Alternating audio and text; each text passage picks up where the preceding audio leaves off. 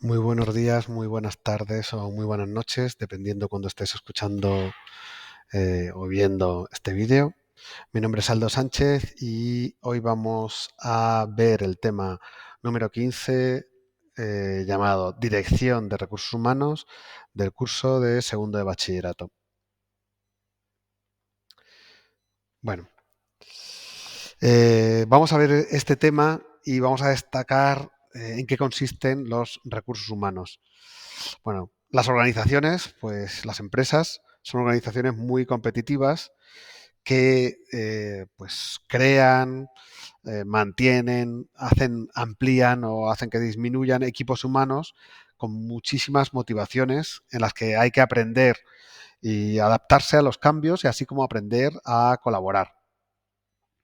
Para eso, pues las direcciones de recursos humanos llevan a cabo, bueno, pues tienen varias funciones. Una de las funciones es diseñar los sistemas de evaluación y recompensas e incentivos. Ofrecer incentivos pues, a su capital humano. Otro es definir qué es el liderazgo, cómo va a haber la comunicación entre subordinados, por ejemplo, y líderes, y qué estilos de liderazgo se van a llevar a cabo. Otra de las funciones sería el reclutamiento y la selección, así como la formación del equipo humano que se va a tener. Una vez que se produce la selección, pues la contratación y la asignación de qué derechos y deberes tiene cada uno de los trabajadores. Y por último, el resolver los conflictos. ¿Vale? Bueno, para ello, pues tenemos que tener en cuenta la motivación. ¿Cuál es la motivación? Y la motivación pues, humana, pues ha habido diferentes teorías a la hora de abordarla. ¿Qué entendemos por motivación? Pues una persona está motivada cuando para hacer algo, pues no se plantea si esa persona, si este algo o esta tarea que debe realizar está obligada o mandada por otro, sino que satisface al hacerlo, satisface sus necesidades y por lo tanto se mueve, está motivado para conseguirlo. Es decir, interioriza los objetivos de la propia empresa, por ejemplo. Esto sería una persona motivada. Una de las teorías, por ejemplo, que se puso en marcha al respecto es la teoría de Maslow en 1943, que afirma que la motivación depende de cómo están satisfechos los 5 tipos de necesidades. Hasta que no obtenemos las inferiores, pues no intentamos conseguir las siguientes. Sería como una especie de pirámide. En la base estarían las necesidades fisiológicas, pues conseguir un trabajo para vivir. Lo primero está motivada la persona, pues alimentarse y vestirse. Lo segundo, la seguridad en el empleo. Pues tener cierta estabilidad en un empleo, no ir cambiando de un sitio a otro. Después serían las necesidades sociales, pues el afecto de los compañeros o la integración dentro de un grupo. Estas serían las necesidades inferiores. Una vez que se consiguen las fisiológicas, después las de seguridad y las sociales, eh, estarían las de estima, que todos queremos ser reconocidos y respetados por nuestro trabajo.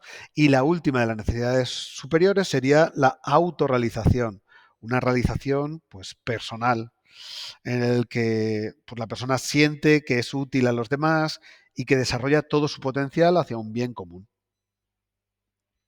Estas teorías, por ejemplo, fueron reformuladas pues, por un teórico como Herzberg eh, en 1959, en el que destaca dos grandes factores que influyen en la motivación. Uno sería los insatisfactores, son los mínimos que si no tenemos, lo que hacen es que nos desaniman muchísimo. Pues un salario estable, seguridad, condiciones laborales, calidad en las relaciones humanas. Si no tenemos esto, pues son insatisfactores, harían que no nos sintiésemos muy a gusto con nuestra empresa. Y después estarían otros, que son los motivadores, que es una vez cubiertos los mínimos y satisfechos estos factores de higiene, pues su presencia estimula a los trabajadores. Por ejemplo, el reconocimiento, el progreso, el crecimiento personal, etcétera. Otra de las teorías sobre la motivación son las teorías X e Y, sobre el comportamiento humano que fueron formuladas por MacGregor y clasifica a los trabajadores en dos grupos. Uno, los trabajadores que responden a la teoría X, las personas, por ejemplo, pues que el trabajo es algo impuesto, prefieren ser dirigidas, tienen poca ambición, se resisten a los cambios. Este tipo de personas lo que requieren es un estilo de dirección autoritario, que utiliza recompensas y amenazas, no delega responsabilidades y no confía en la colaboración. Por lo tanto, responden a incentivos, a recompensas y a castigos. Sin embargo, él también describe a otro tipo de trabajadores que responden a la teoría Y, en el que los trabajos pueden ser una fuente de satisfacción, asumen responsabilidades, tienen capacidad imaginativa y toman responsabilidades y hay iniciativas y desean perfeccionarse. Estas personas, para motivarles, hay que tener un estilo de liderazgo más participativo, hay que confiar en su colaboración y responden pues, con interés a los retos planteados.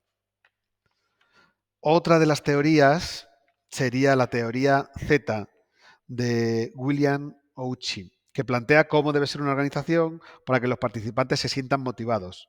Esta teoría procede de la cultura japonesa, pues como indica el apellido, y tuvo una gran difusión pues, a finales del siglo pasado. Bueno, ¿cuáles son sus principios?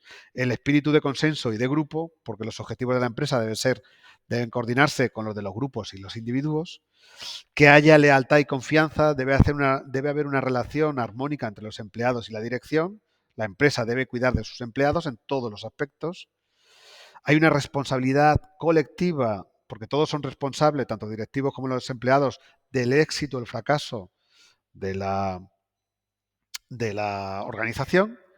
Y se aprende también de la experiencia. Es imprescindible reconocer los errores para corregirlos. O sea, debe haber una comunicación pues fiel. Bueno, veamos ahora cuáles son, después de haber expuesto brevemente estas teorías, cuáles son los principales factores de motivación en una organización o en el trabajo. Pues podemos clasificarlo en dos tipos. Unos los económicos y otros los no económicos, o monetarios, no monetarios.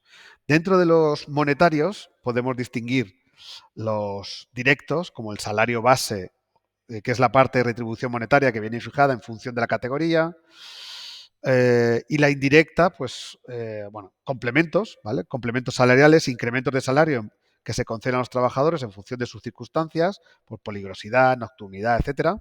Y después, dentro de los monetarios, estarían otros indirectos, como serían las retribuciones en especie, pues cheques de comida, coche de empresa, etcétera. Todos estos lo que hacen es que, bueno, pues el dinero permite cubrir las necesidades fisiológicas y a medida que van subiendo las remuneraciones monetarias, van perdiendo paradójicamente valor, porque una vez que tenemos, digamos, la parte básica cubierta, empezamos a valorar otro tipo de motivaciones. ¿Y qué otras motivaciones puede haber? Pues primero, una de las motivaciones sería el enriquecimiento del puesto de trabajo. Pues cuando se amplían las variedades de tareas que llevamos a cabo, cuando le damos un sentido global a lo que estamos realizando, cuando se nos da mucha autonomía, pues todo esto nos enriquece en el puesto de trabajo. Otro de las motivaciones serían incentivos pues, basados en los méritos. Si vemos que nuestro trabajo tiene recompensas a la hora de promocionar, pues esto está claro que nos motivará más. Otra de las motivaciones no monetarias sería que nos delegan pues, responsabilidades o autoridad. Cuando se nos dice y se nos comunica qué se espera de nosotros de manera explícita, pues es más sencillo conseguir motivarnos y conseguir que lleguemos a cabo esos objetivos. Cuando se facilita la participación de los trabajadores, pues hace que estos pues, se impliquen muchísimo más. Cuando además la empresa nos da formación y nos promete un desarrollo profesional, pues hace que nos vinculemos más a ella. Y también pues cuando hay un buen clima laboral, cuando hay una plantilla armónica, cuando hay flexibilidad en los horarios, se puede conciliar, pues todo esto los trabajadores lo valoran mucho a la hora de elegir su empresa. Bueno, ¿qué fuentes de liderazgo existe? Bueno, el poder tiene 5 fuentes posibles. Una, el poder de la recompensa. Sería aquella que está basada en la capacidad para premiar. ¿Vale? Otra sería el poder de la coerción o capacidad de imponer castigos.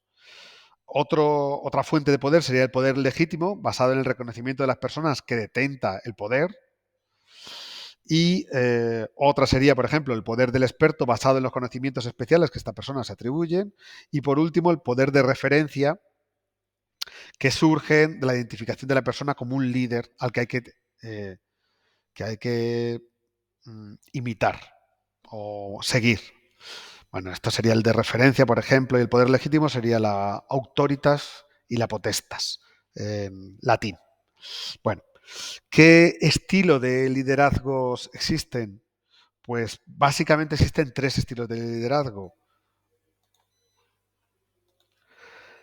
Existen 3 estilos de liderazgo, básicamente.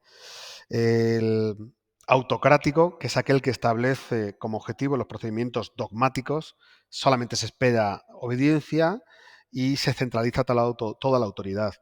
Estaría el democrático, en el que se alienta la participación de los subordinados en la toma de decisiones. Y por último, pues el liberal, laissez-faire, en el que no se intervienen y las orientaciones al grupo son mínimas. Se da gran libertad de actuación a los integrantes de este grupo. Bueno, según las últimas teorías, por ejemplo, ¿cuáles serían las capacidades de un buen líder? Pues utiliza el poder con efectividad y de manera responsable, comprende a las personas y sus diversas motivaciones, inspira ideas, sentimientos y acciones en otros individuos y genera un clima favorable para responder a las motivaciones y para fomentarlas. Bueno, dentro de la empresa también se tienen que fijar los mecanismos de comunicación interna. Es muy importante que la información fluya dentro de la empresa.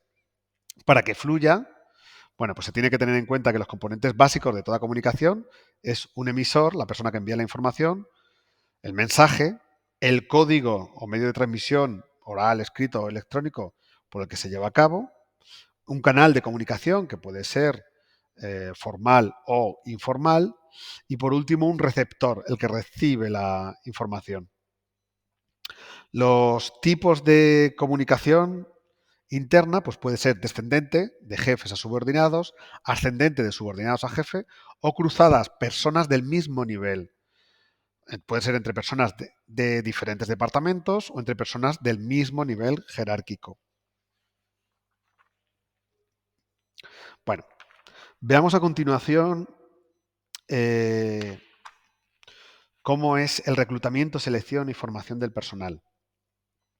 Lo primero, a la hora de seleccionar el personal, hay que realizar un análisis de los puestos de trabajo.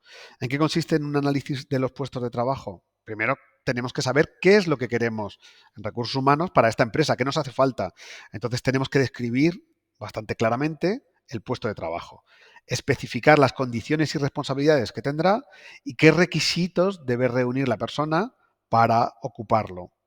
Una vez que se lleva a cabo este análisis de puesto de trabajo, la siguiente fase sería el reclutamiento.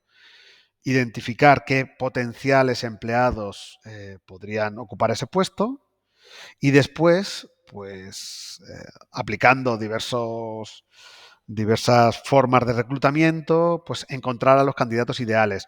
Puede ser el INEM, puede ser anuncios, puede ser a través de LinkedIn, por headhunters, por promoción interna dentro de la empresa, pues encontrar a las personas ideales. Cuando se han encontrado a varias personas o varios candidatos, pues hay un análisis comparativo entre las exigencias del puesto y las condiciones del candidato. Veríamos si cumple y cuál es la persona que mejor cumple. Y una vez que se selecciona el personal, pues se realiza una formación de este, de este personal para que se integre dentro de la empresa. Una formación inicial en la que se le informa de los procedimientos y del organigrama y después una formación continua para que las personas se vayan cualificando y estén en constante desarrollo. Bueno, cuando se produce esta selección, pues hay que firmar un contrato de trabajo. ¿Y qué es el contrato de trabajo? Pues es un acuerdo de voluntades mediante el cual una persona con capacidad legal para trabajar se obliga a realizar voluntariamente un trabajo por cuenta ajena, bajo la dirección pues, de la empresa o del empresario, a cambio, claro está, de una remuneración o salarios. Bueno, estos pues, salarios están compuestos por un salario base más unos complementos. Esto lo forma el salario bruto. A ello hay que sumarle pues, una cotización de la seguridad social más una retención del IRPF. Bueno, en este caso sería menos al salario bruto. Hay que quitarle la cotización de la seguridad social y la retención a cuenta del IRPF y nos sale el salario neto, que sería lo que efectivamente se recibe en nuestras cuentas corrientes. Bueno, el contrato de trabajo, pues ¿qué tipos hay? Pues está el contrato indefinido, que puede ser fijo o fijo discontinuo, por ejemplo, actualmente. También existirían los contratos de duración determinada, por una interinidad, por ejemplo. Imaginemos que hay alguien que se da de baja temporal. Un contrato de obra y servicio que dura lo que dura la obra o el servicio, o un contrato eventual por circunstancias de la producción. Pues tenemos un aumento de las ventas y nos hace falta alguien. Existen también contratos a tiempo parcial. Por ejemplo, uno sería un contrato por jubilación parcial, en el que es un contrato de relevo. Es un contrato en el que estamos sustituyendo a una persona que se va a jubilar. Y también existiría un contrato de relevo en el que sustituye a una persona, bueno, esta que se jubila parcialmente. Bueno, existen también contratos a tiempo parcial porque no se necesita, por ejemplo, a tiempo completo, pues se necesitan una serie de horas y ya está. Y por último tendríamos los contratos formativos. Estarían los contratos en prácticas, que serían aquellos que llevan a cabo, por ejemplo, pues los titulados universitarios y formación profesional. Solo se pueden realizar durante los 4 años siguientes a la terminación de los estudios y el puesto de trabajo debe estar relacionado con esos estudios cursados. No se puede tener un contrato en prácticas de más de 2 años y nunca inferior a 6 meses. Tiene que estar entre los 6 meses y los 2 años. Y luego existe un contrato para la formación, que son personas entre 16 y 21 años que carecen de estudios y de experiencia laboral. Entonces, tienen que tener contratos entre 6 meses y 2 años máximo, y la empresa se obliga a facilitar una formación teórica dentro de la jornada, con al menos un 15% de formación teórica, no solamente será la práctica. Bueno, ¿cuáles son los conflictos de intereses y vías de negociación que existen dentro de las empresas? Bueno, los conflictos de intereses son normales dentro de las empresas. Entonces, se produce pues, una negociación del convenio colectivo, que es un acuerdo entre los representantes de los trabajadores y de los empresarios para fijar las condiciones en un ámbito laboral, pues un ámbito laboral concreto.